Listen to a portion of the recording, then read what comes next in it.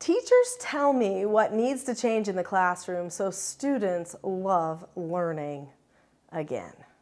I'm Nicholeen Peck, and I teach all over the world about parenting, good communication, how to build strong family bonds, child development, and education. And I am a teacher, and people talk to me about education all the time. In this video, we're going to talk about love of learning. What does that mean? Because that is the goal of a good education, is that the person will want to engage in it willingly.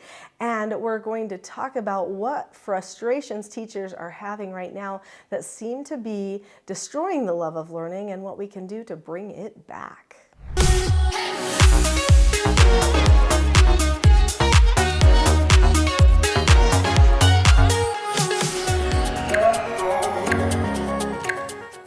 So what is love of learning?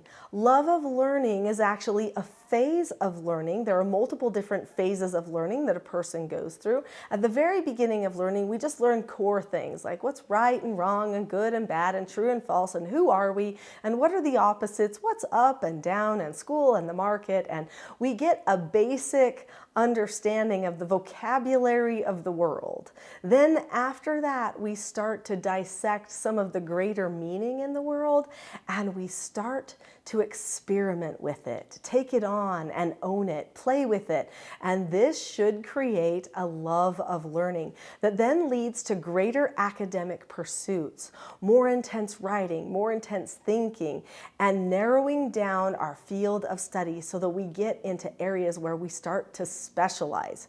So we get to become scholars after we go through a love of learning phase where we try out all kinds of things and we create a breadth of learning, a breadth of knowledge.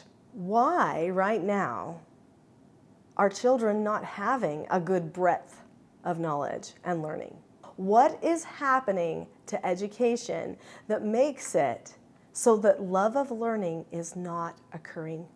Education right now is just about checkoff lists. I mean, it really is.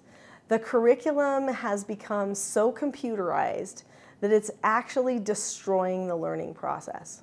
And the teachers know it, they see it, even if it's convenient to use all the technological advances, they know that it is actually getting in the way of really making a connection to the students. So not only do the students have devices at their fingertips, in their hands all the time, that they're on, that are disconnecting them from people, creating social barriers for them with their friends, and making it so that they do less and less, they take less risks, they think less outside of the box, their whole world is on these handheld devices. Now at schools, we're giving them other devices. We give them Chromebooks, laptops, and we say, this is how you need to do your education. This now is disconnecting them from the teacher. And all education, if it's done right, is a relationship based. So you create a relationship with the book. Students right now don't even read during their free reading time on an actual book. Even those, even for little kindergartners. The books are on devices. They log in, they push a button, and they read their free reading book on a device. They're not even getting the experience of turning the pages in a book. Teachers are frustrated with this. They know that just a few years ago, just 10 years ago, education was so different. The love of learning was there more than now. The learning now is so much more entitled. And people are getting consumed with how they feel socially. The social, the emotional, the environmental, things related to ideological debates, those things are taking front stage in the classroom, and children aren't even getting an opportunity to learn how to write. They're not doing things like speaking in front of the class. Instead, we're protecting them from their anxiety. We're not teaching them to take risks and step out of their comfort zones. We are coddling them, and the devices are not helping. And when it comes to the extreme behaviors, which are becoming more and more prevalent, people are worried. The teachers are knowing that the way we're going with walking away and turning a blind eye to a lot of these negative behaviors and affirming people in their negative behaviors instead of solving the problems and telling them, no, you can't behave that way, is causing more and more problems for the entire learning environment. So what needs to change?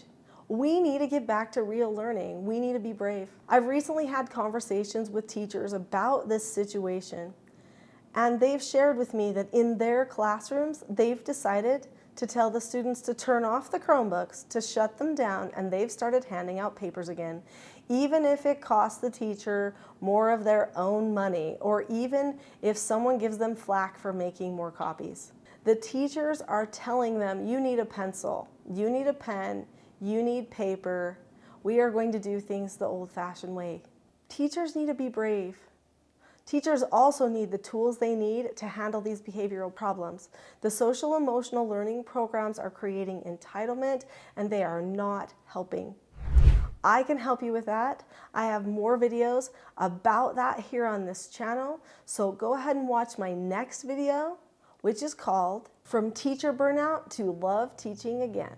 Click on the link to that video. I'll see you there.